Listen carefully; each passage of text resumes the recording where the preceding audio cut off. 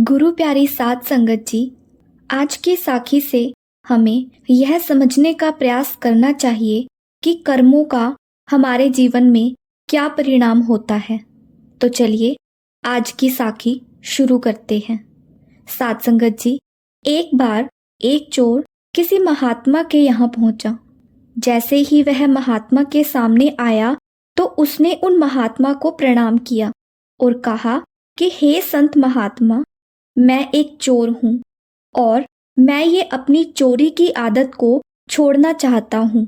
कृपा करके आप मुझे अपना आशीर्वाद दें और मुझे कुछ उपाय बताएं जिससे मैं अपनी चोरी की इस आदत को छोड़ सकूं।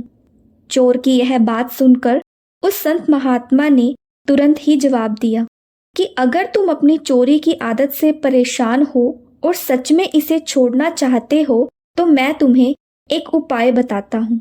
आज के बाद जिस भी घर में तुम चोरी का इरादा करते हो या चोरी करने जाते हो, उस घर के लोगों के सामने यह स्वीकार जरूर करो कि तुम यहाँ चोरी के इरादे से आए थे या तुमने उनके घर पर चोरी की है। इस बात पर वह चोर संत महात्मा को प्रणाम करके वहां से चला गया।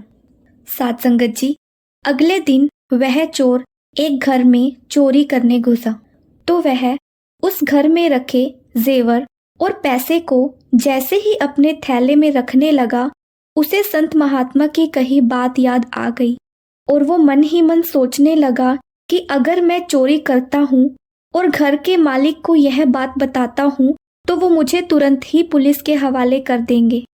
इसके बाद पुलिस मुझे जेल में डाल देगी और मुझे बहुत पीटेगी। अब उसके मन में यह विचार आया तो उसने अपना चोरी करने का मन बदल लिया और बिना चोरी किए उस घर से वापस चला गया। इसके बाद उस चोर ने चोरी करने की बहुत कोशिश की, लेकिन सजा के डर से वो चोरी ही नहीं कर पाया।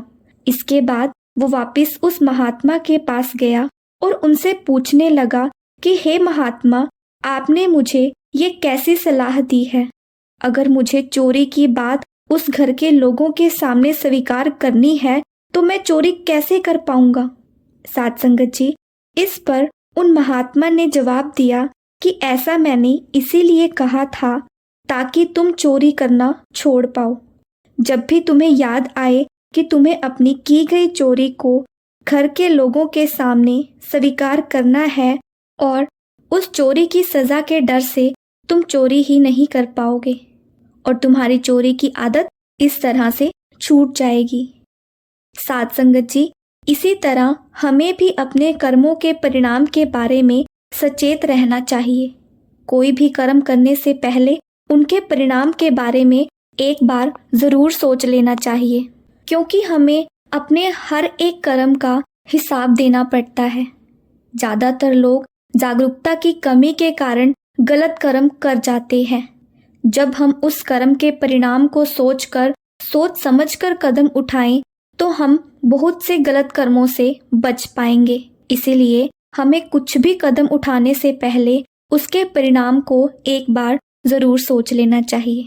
साध संगत जी, आपको यह साखी कैसी लगी? वीडियो को लाइक करके कमेंट बॉक्स में ज़रूर बताइएगा। इसके साथ ही हम आपसे विदा लेते हैं और मिलते हैं एक नई साखी के साथ।